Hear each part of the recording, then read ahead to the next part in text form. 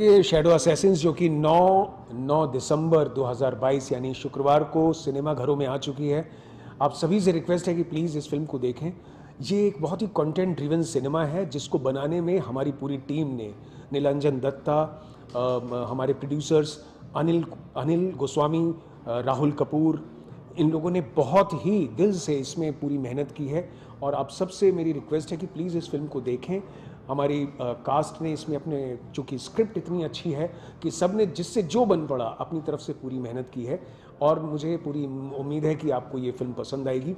Film में 2 बेहतरीन गाने हैं जिसे जुबिन गर्ग और हमारे जावेद अली साहब ने इसको अपनी आवाज़ दी है और वो तो आप लोगों को बहुत ही पसंद आने वाले हैं और ये फिल्म आपके साथ रह जाएगी। ये मैं आपको बहुत ही गारंटी देता हूँ कि ये फिल्म आपके साथ, इसकी कहानी, इसकी परफॉर्मेंसेस, इसका कंटेंट, ये सब आपके साथ रह जाएगा जब आप इस फिल्म को देख के निकलेंगे। तो इसको मिस मत कीजिए, फिल्म ज़रूर देखिए। आपके पीवीआर सिनेमा हॉल में, सिनेपोलिस में, हर जगह ये फिल्म पहुंच चुकी है, जल्दी ही देखिए। सर, आपके किरदार की बात की जाए तो आपने पुलिस वाले का किरदार किया है, क्या कहना चाहेंगे, कितना कठिन था? देखिए एक्टर के लिए तो हर रोल में चैलेंज होता है और उसको उस चैलेंज को बहुत ही दिमाग से, दिल से, जो उसमें स्क्रिप्ट में दिया हुआ है उस चैलेंज को एक्सेप्ट करके कैरेक्टर की तैयारी करनी पड़ती है। तो मैं आई एम ब्लेस्ड कि मुझे नीलांजन दत्ता जी जैसे डायरेक्टर मिले जिन्होंने मुझे पूरी एक हेल्प की इस कैरेक्टर को तैयार करने में। जो चीज़ें उनको चाहिए थी बड़े प्यार से उन्होंने, अगर कभी गलत दिशा में जा रहे हैं तो उसको उन्होंने हल्का सा एक बता करके और उस चीज़ को लेकर के आए।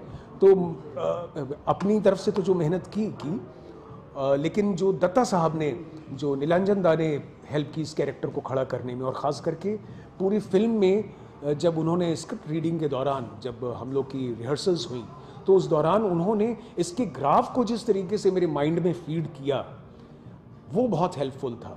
तो all credit goes to script and director and the writer of course. ये 3 पिलर्स जो जिन्होंने हेल्प की और इस कैरेक्टर को लाने में मेरी मदद की। आपके किरदार की बात करें तो बहुत सस्पेंस वाला आपका किरदार है। जी हाँ। क्या पब्लिक की तरफ है या उसकी तरफ है, तो क्या कहना चाहेंगे? ये सस्पेंस पब्लिक खुद जाके देख के खोले तो अच्छा है, वरना स्पॉइलर होगा। मुझे मज़ा आया क्योंकि ऐसे किरदार आसपास में अपने कुछ एक देख चुका हूँ जो आपके लिए तो बहुत अच्छे होते हैं लेकिन वो अंदर क्या कर रहे होते हैं, उनके दिल में क्या चल रहा होता है, कभी पता नहीं चलता और वो लास्ट तक नहीं पता चलने देते हैं कि वो हैं किस तरफ। और वो जब जिस तरफ पलड़ा भारी होता है उस तरफ वो बैठ जाते हैं। तो ऐसा ग्रे कैरेक्टर मैंने मेरी लाइफ में शायद अभी पहली बार किया इतना सारा काम करने के बाद। तो ये एक अलग किस्म का चैलेंज था। तो बेहतर होगा कि ऑडियंस जाके देखे और फिर देखे, पता लगेगा उनको कि मैं किस तरफ हूँ। Thank you so much. Thank you so much. Let's go. हाँ जी, क्या कहना चाहेंगे इस फिल्म के बारे में और आपका किस तरह का किरदार है इस फिल्म में? देखिए फिल्म तो काफ़ी खास है क्योंकि ये कहानी कभी किसी ने बताई नहीं, किसी ने सुनी नहीं असम के बारे में। असम में ये असलियत में हुआ लोगों के साथ, लेकिन किसी ने कभी किसी को बताया नहीं। और ये दिस इज़ वेरी सैड। और लेकिन अभी वो वक्त आ गया है कि हमने हमारी फिल्म के ज़रिए असम की कहानी बताई ताकि पूरे इंडिया के लोग इस कहानी के बारे में जाने। सिर्फ इंडिया के लोग ही नहीं, पूरी दुनिया में ऐसे हादसे हुए हैं और जब दुनिया के लोग ये फिल्म देखेंगे वो बोलेंगे अरे यार ये हमारे साथ भी हुआ, ये तो बहुत बुरा हुआ। तो वी आर हैप्पी दैट वो ये असम के साथ जो हुआ। असम बहुत खूबसूरत जगह है, बहुत ज़्यादा खूबसूरत जगह है, लेकिन ये जो डार्क चैप्टर है उनके इतिहास में हमने दिखाया हमारी फिल्म के ज़रिए। होपफुली आपको पसंद आए। और मेरा कैरेक्टर क्या बताऊं सर, मैं तो बहुत बुरा आदमी हूँ इस फिल्म में, बहुत बुरा आदमी हूँ। जो भी सामने खड़ा है सारा मैं बातें नहीं करता हूँ, बंदूक उठाता हूँ ढाई ढाई ढाई और सीधा खल्लास। ऐसा कैरेक्टर मेरा। डायलॉग शायद इतने ज़्यादा नहीं, लेकिन मारा बहुत लोगों को मैंने, जो असलियत में बुरा है, लेकिन खेलने में मेरे को बहुत मज़ा आया। बस इतना ठीक है? कुछ और पूछो, जानना चाहते हो मेरे बारे में? हाइट, वेट, ब्लड टाइप, कुछ? हाँ जी हाँ जी हाँ जी। जर्नी कहाँ से शुरू हुआ? ठीक है, तो हाँ ये बहुत अच्छा सवाल है क्योंकि भाई साहब और मेरी जो दर्शकों ये देख रहे हैं, मैं तो वैसे सिंगापुर से हूँ। मैं पैदा हुआ सिंगापुर में, I was born in Singapore. और बचपन से सपना था कि यार एक दिन मैं एक्टर बनूं, हीरो बनूं। बचपन से मैंने स्ट्रगल किया, लेकिन सिंगापुर में काम ये सब वगैरह मैं आ नहीं पाया, लेकिन अभी मैं आ गया हूं। और लोग बॉम्बे में आते हैं स्ट्रगल करने के लिए, मैं खुद सिंगापुर में स्ट्रगल करता रहा, क्योंकि मैं बिल्कुल जैसे आप बोलते हैं आउटसाइडर, मैं तो 100% आउटसाइडर हूँ। मैं तो इंडिया से हूँ ही नहीं, तो वहाँ से आना, यहाँ पे सबके दरवाजे खटखटाना, तोड़ना, वाहिगुरु का शुक्र है मैं आ गया। और मैं सबको ये बताना चाहूँगा कि सिंगापुर का लड़का आ गया बॉलीवुड में। ये सिर्फ पहली फिल्म है, आखिरी तो बिल्कुल नहीं होगी, देखते रहिए। देख क्या हुआ कि जब कोविड का टाइम हुआ तो मैं सिंगापुर में एंकर हूँ, तो सब शो सब बंद हो गए थे, एक भी शो नहीं था। तो मैं अपने प्रोड्यूसर के साथ बैठा एक दिन, अनिल, उसने बोला क्या करे, मैंने कहा तू बोल क्या करे। उसने बोला मैं सोच रहा हूँ, एक स्क्रिप्ट आई है मेरे पास, मैं सोच रहा हूँ ये फिल्म में बनाऊँ। अरे मैंने कहा सर हम भी थोड़ी बहुत एक्टिंग जानते हैं। हाँ तेरे लिए एक रोल सोचा है। तो मैंने ऑडिशन किया हमारे डायरेक्टर के लिए, निरंजन दत्ता, उन्होंने देखा और फिंगर्स क्रॉस उन लोगों ने मेरे को चूज किया इस रोल के लिए, और फिर द रेस्ट इज हिस्ट्री, मैं आ गया। रिएक्शन तो पहले बात बहुत हैरानी हुई, क्योंकि आई डिडंट नो ऐसा आसाम के साथ हुआ। तो जब मेरे पास स्क्रिप्ट आया, स्क्रिप्ट तो काफ़ी अच्छा था। मैंने पहली बात यह है, रोल को छोड़ो, मुझे एक कहानी बतानी है हमारे फिल्म के ज़रिए, और सबको बतानी है, सबको सुनानी है। और फिर जब मैंने रोल पढ़ा तो मैंने कहा हाँ ये रोल बहुत अच्छा है, क्योंकि एक्चुअली आप सोचो, अभी छोटा मुंह बड़ी बात, लेकिन अगर आप सोचे तो टाइटल रोल तो मैं ही हूँ मैं हूँ शैडो असैसिन, तो मैं ही हूँ शैडो से निकल के लोगों को मारता हूँ। तो बहुत बहुत मजा आया, बहुत ज्यादा मजा आया। इंडस्ट्री में ऐसा होता है कि जी कोई काम करते पहली बार, हाँ विलन तो विलन ही फिर, हाँ तो ऐसा नहीं कि आप कह रहे कि अभी थप्पा लग जाएगा, टाइप पास हो जाएगा। हाँ ऐसा होता है, और हर इंडस्ट्री में होता है। तो इसी बात पर मुझे हमारे जो फेवरेट एक्टर है मुझे याद आते हैं, मेरा आइडल शाहरुख खान याद आता है। शाहरुख खान साहब ने डर की, अनजान की, हाँ ना, लेकिन डर में, बाजीगर में अंजाम देख लो, ग्रेस है। फुल नेगेटिव तो अंजाम, हाँ अंजाम फुल फुल फुल, वो तो ग्रे था ही नहीं। हाँ तो ग्रे नहीं, देखो आप ग्रे क्या है, अगर आप मेरा कैरेक्टर देखो, मेरे कैरेक्टर को लगता है कि जो वो कर रहा है वो सही है, उसके दिमाग में सही है, मैं लोगों को मार रहा हूं, हाँ क्योंकि मेरे ऑर्गेनाइजेशन का ये गोल है, मैं लोगों को मार रहा हूं, उसके नजरिए से सही है, तो वो भी ग्रे ही बन जाता है ना। तो मैं शाहरुख खान को साहब को देखता हूं, उन लोगों ने भी नेगेटिव रोल किया, और फिर मैं अपनी तुलना नहीं कर रहा हूं, वो कहाँ है, मैं तो अभी लेकिन फिर भी इंस्पिरेशन के तौर पर अगर वो स्विच हो सकते हैं, तो हम भी अपने क्राफ्ट पे, हमारी एक्टिंग पे थोड़ा मेहनत लगाएंगे, थोड़ा जोर लगाएंगे, ताकि हम भी टाइपकास्ट ना हो। लेकिन यार मैं बोल रहा हूँ, क्योंकि बहुत टाइम में बॉलीवुड में विलन नहीं आया, तो अभी एक नया विलन आ गया है, तो अगर विलन का दौर चल रहा है अभी, चलने दो, देखते हैं, और भी विलन के रोल करेंगे, क्यों नहीं, विलन खेलने में बहुत मजा आता है। Thank you very much, thank you. Okay, so you are the producer of the film, and how did you got the idea that you have to produce this film? Like this is a very intense film, deep film. So how did you had idea? Well, the director of the film, Nilanjan Datta, is known to me, and he hails from Assam. And he initially came with the idea that he needs to make the movie on Gupta Hatya's secret killings, which happened in 1998. So we wanted to make a film on real issues, real incidences that had shook the country, and this story from Assam was something that came close to us, and of course, as I mentioned, so that's how it started. It started with the director who hails from Assam. Yeah. Okay, so this story was very secret, like nobody knew about the stories. So don't you feel it was a risk kind of stuff to produce such kind of films? Can you ask me that question again? Producing such films, it's very deep, and it was secret stuff. Nobody knew about this film, right? So about this incident actually. So you don't think that it was a risk kind of film you have to produce? Not really, because you see, it's called secret killings because they happened in that manner in the 90s. The issue of this particular secret killings were always known in Assam from the 90s to the people as well. There was nothing secret about making this film. It was all about bringing this story together to give some sort of tribute to the people of Assam and families who had gone through these for this traumatic experience in the 90s. So yeah, I mean, it was nothing nothing to be worried about. It's just a very straightforward film. It shows you depth in terms of how a certain state in India has gone through such a serious issue, and nobody has made a film about it, so we brought it forward. तो क्या दर्शाने की कोशिश की है film के अंदर? वो तो हमें पता है क्या घटना क्या हुई थी, उसमें क्या दर्शाया? उसमें क्या कोशिश करी है मीन्स उसमें कोशिश हमने यही करी है कि बेसिकली लोगों को दिखाने के लिए कि ये एक ऐसा इशू यहाँ पे हुआ था। असम के ऊपर वैसे भी मेन स्ट्रीम इंडिया में कोई ज़्यादा पिक्चरें बनी नहीं है, कुछ ऐसे इश्यूज ज़्यादा थे नहीं जिनको आप मेन स्ट्रीम में आप ला के रेस्ट ऑफ द इंडिया को आप दिखा सकें। सो ये एक ऐसा इशू था जिसमें लोगों को इंटरेस्ट भी था, लोगों को फुल इंफॉर्मेशन भी नहीं थी कि 1998 में लोगों को पता था कि ये हुआ है, बट उनको हमने थोड़ा सा बेसिकली इसमें व्हाट यू कॉल इट, उनको थोड़ा सा हमने इसमें थोड़ा लाइट शेड किया है। असम को एज ए स्टेट हम लेके आए हैं, उनके कल्चर को and how things have been. Sir आज फेस मायने नहीं रखता, आज कंटेंट मायने रखता है फिल्मों में, तो क्या कहना चाहेंगे इस पर? हाँ जी, बिकॉज सी हिंदुस्तान में हमारा सबसे बड़ा इंडस्ट्री है पूरे वर्ल्ड में, to make the maximum number of films, and entertainment की जो परिभाषा है जैसे आप बोलते हैं वो पूरी चेंज हो चुकी है।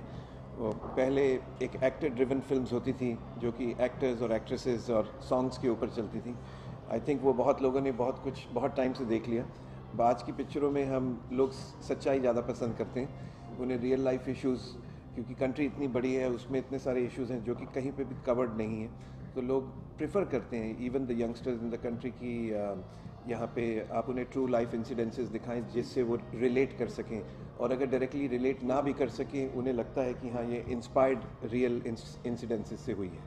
इस तरह की फिल्मों को प्रोड्यूस करना बहुत कठिन होता है, आपने कैसे मतलब फिल्म प्रोड्यूस करते हैं इस तरह की फिल्म को करते हैं? हाँ जी, वो इसीलिए हमने करी क्योंकि हम विद रिस्पेक्ट्स टू एवरीबडी हर किसी को एक अपना हर किसी को अपना एक वो है कि अपने हिसाब से पिक्चरें बनाएं।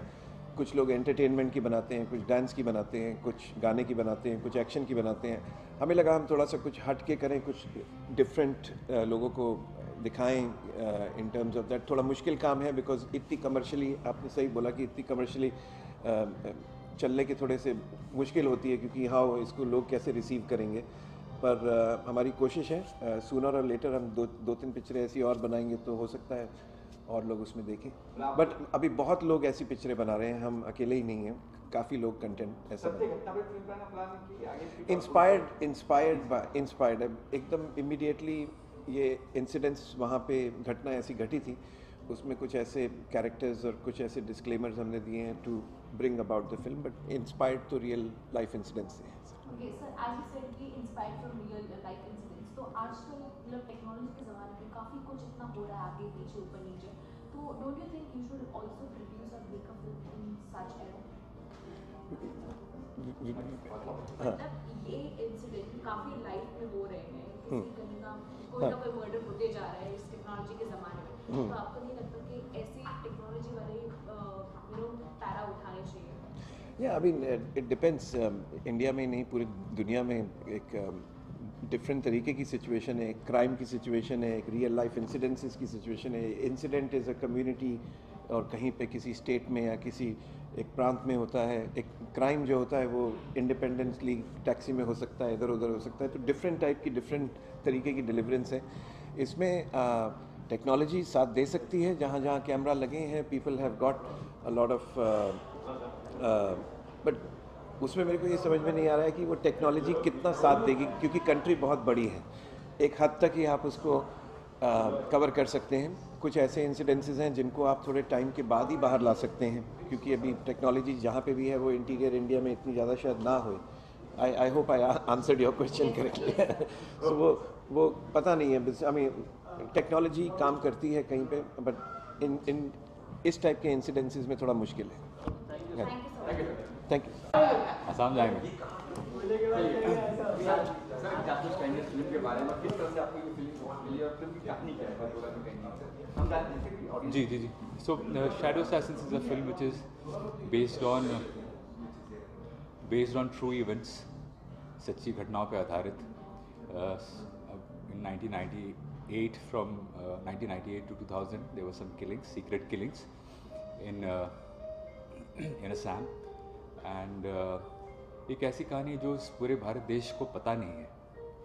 So पहली बार जब मुझे नीलांजन रीता दत्ता ने मुझे बताया, then I wanted to be a part of a story which is a true story, and the very fact that it is being out in the open, it is only going to bring in a lot of peace to the families who have lost their lives about 20 years back.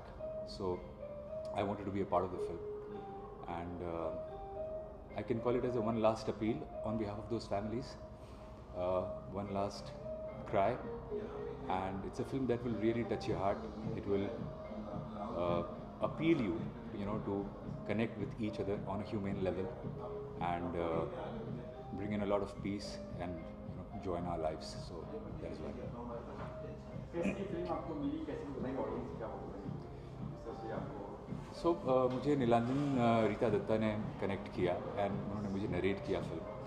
And Nilanjan Rita Dutta is also from Film and Television Institute of India, and he's a very well-known director, national award winner, and for a very long time we all had wanted to do something together, and script जब मुझे पता चली, so that is when I wanted to be a part of it. There was no going back, because I wanted to be a part of something which is very meaningful in a way, क्योंकि आजकल social media bombardment इतना है visual that हमारा attention span is not more than about 30 seconds. So this is a film that will really ground you down and just make you feel a little relaxed and easy about things, and will be of some meaning into your life. So I want to be a part of that entertainment too. क्या देखने की कोशिश की है film में? तो घटना तो थी वहाँ पे, उस घटना के रूप में क्या दिखाया गया? घटना को दिखाया, उसके बाद किसने किया है, क्या किया है? ये कहानी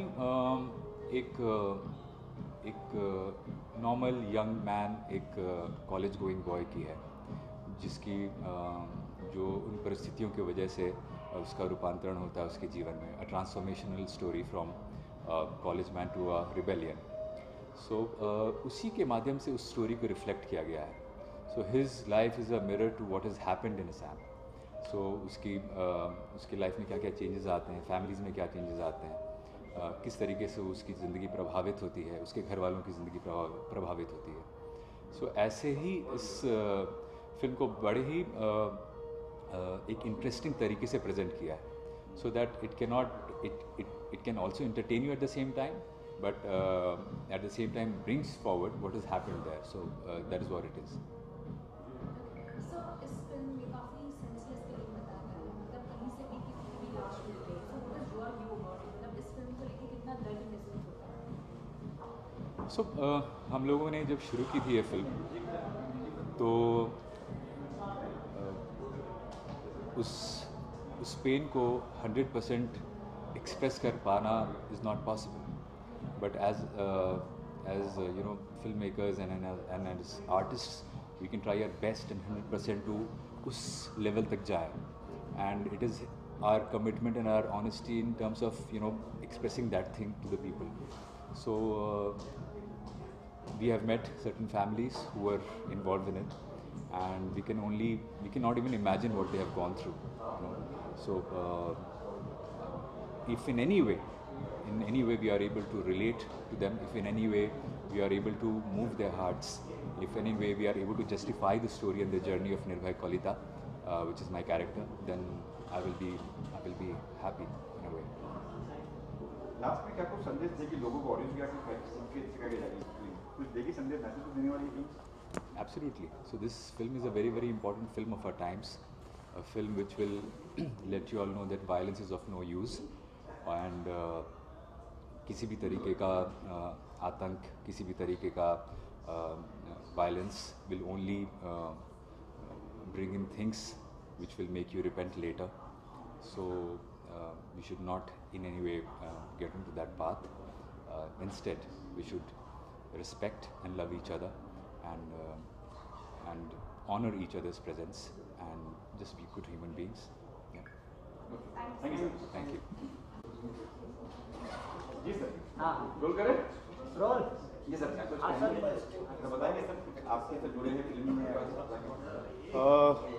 मैं ऐसे जुड़ा हूँ कि नीलांजन दा हमारे सीनियर और मेरे टीचर भी रह चुके हैं, उन्होंने मुझे पढ़ाया भी है, तो मुझे तब से जानते हैं जब से मैं स्टूडेंट था। तो जब उनका फ़ोन कॉल आया और जब उन्होंने मुझे कंसेप्ट सुनाया तो फिर वैसे भी ना करने का तो कोई सवाल ही पैदा नहीं होता। ऐसी फिल्मों का पार्ट होना हम लोगों के लिए बहुत ही ज़रूरी भी है और इम्पोर्टेंट भी। किसका किरदार है आपका फिल्म में? मुकुल है मेरे कैरेक्टर का नाम, और वो है, उसकी एक अपनी लड़ाई है, और वो बंदा जो है उसकी भी लाइफ में कुछ ना कुछ ज़रूर हुआ है जिसकी वजह से वो हथियार उठाने पे मजबूर हुआ है। और क्लियर है वो जो भी कर रहा है।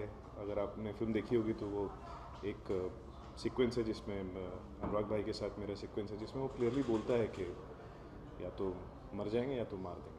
आई गेस उससे क्लियर हो जाता है कि इट्स नेगेटिव किरदार। नेगेटिव तो नहीं कहेंगे। सर आपका क्या व्यू था जब आपने स्टोरी सुनी या फिर आपका कैरेक्टर है वो सुना, मतलब what was your first view कि इतना पेन सहा होगा लोगों ने, तो आपको ये कैसे रिप्रेजेंट करना है? हाँ, पहले तो सिंक होने में टाइम लगा बिकॉज मैंने कभी नहीं सुना था इस तरीके से, और जब फिर मैंने स्क्रिप्ट पढ़ा तो धीरे धीरे जब सिंक इन हुआ तो मैंने कहा ये बहुत ही इंपॉर्टेंट फिल्म है, बहुत ही स्ट्रॉन्ग फिल्म है, ऐसी फिल्में बननी चाहिए, लोगों तक पहुंचनी चाहिए। Okay, so what do you think ये जो फिल्म है वो एक पॉजिटिव रिप्रेजेंट करेगी या फिर नेगेटिव रिप्रेजेंट करेगी? क्योंकि आजकल के ज़माने में मर्डर्स है, किलिंग है, ये काफ़ी नॉर्मल हो चुका है, मतलब टेक्नोलॉजी का ऐसा यूज़ हो रहा है कि you never knew it. So what do you think about this film? लेकिन ये मास किलिंग के ऊपर है ना, और ये ट्रू इवेंट्स के ऊपर है, तो आसाम के लोग हों या फिर कोई भी एक साधारण सा इंसान हो किसी भी राज्य से, वो डेफिनेटली वो रिलेट इन द सेंस कि ऑब्वियसली खुश तो नहीं होगा ना, किलिंग्स देख करके कौन खुश होता है। ट्रू इवेंट्स पे है ना फिल्म। Thank you. आपने सुनी सर आपने पहले सुनी थी कहानी स्क्रिप्ट वगैरह ये क्या आपने सर्च किया बाद में जब आपको स्क्रिप्ट आई? नीलांजन दा ने जब मुझे स्क्रिप्ट भेजा तो फिर थोड़ा बहुत मैंने रिसर्च किया, और नीलांजन दा से ही बात हुई, और जो बिकॉज नीलांजन दा ने वो ज़िंदगी कहीं ना कहीं उन्होंने देखी क्योंकि वो वहीं से आते हैं, और जब वो FTI में पढ़ा रहे थे तो शायद तब से उनके जहन में ये स्टोरी था और ये कैरेक्टर्स भी थे जो उन्होंने। अब लास्ट में क्या कुछ कहना चाहेंगे ऑडियंस को? मैं बिल्कुल रिक्वेस्ट करूँगा कि ये बहुत ही इंपॉर्टेंट और स्ट्रॉन्ग फिल्म है, और ये फिल्म सबको देखनी चाहिए। रेगुलर फिल्म्स तो सब लोग देखते हैं, फिल्म्स है, उसको हम कैटेगराइज कर देते हैं रेगुलर, कमर्शियल, आर्ट, पैरेलल, जो भी बोलिए। और बहुत अच्छा काम किया है सारे एक्टर्स ने। अनुराग भाई ने बहुत अच्छा काम किया है, नीलांजन दा ने बहुत मेहनत की है, सबने बहुत मेहनत की है। So it's a very important film, please do watch our film, यही बोलूँगा। ओके सर, आपका जो कैरेक्टर है काफ़ी इंटेंस बताया गया है, तो उसके बारे में आप हमें बताइए कि इस कैरेक्टर को अंदर ग्रास्प करने के लिए आपको कितना टाइम लगा? देखिए, मैंने टाइम स्पेंड तो सेट पे ही किया, ऐसा कोई वर्कशॉप हुआ नहीं था बिकॉज बहुत ही कम टाइम लिमिट में और वैसे करके बनाया गया था। नीलांजन दा के साथ मैंने काफ़ी टाइम स्पेंड किया था सेट पे, अनुराग भाई के साथ काफ़ी टाइम स्पेंड किया था मैंने सेट पे, जिससे मुझे समझने का मौका मिला, और स्क्रिप्ट पढ़ के ही वो करने को, मतलब आप समझ रही हैं, आप जब एक कोई टेक्स्ट पढ़ती हैं तो फिर अपने आप चीज़ें आप विजुलाइज भी कर लेती हैं, तो ज़्यादा मेहनत एज इन की बिकॉज चीज़ें क्लियर थी, तो हाँ। So have you met the people, मतलब उनकी फैमिलीज को या फिर ऐसे कहीं पे भी आप मिले हो, उनका दर्द या फिर वो ग्रास्प करने के लिए कि इतना कुछ हुआ था इनके साथ, now how they are living? नहीं, मैं मिला नहीं हूँ, लेकिन जो अनुराग ने कैरेक्टर प्ले किया है उस कैरेक्टर के थ्रू अगर आप उसकी जर्नी देखिए तो आप अपने आप इन्वॉल्व हो जाएंगे कि एक ग्राफ है ना, एक स्टूडेंट जो पूना में पढ़ रहा है, उसका बड़ा भाई शामिल था, कैसे फिर उनकी फैमिली कैसे इन्वॉल्व हो जाती है चीज़ों में।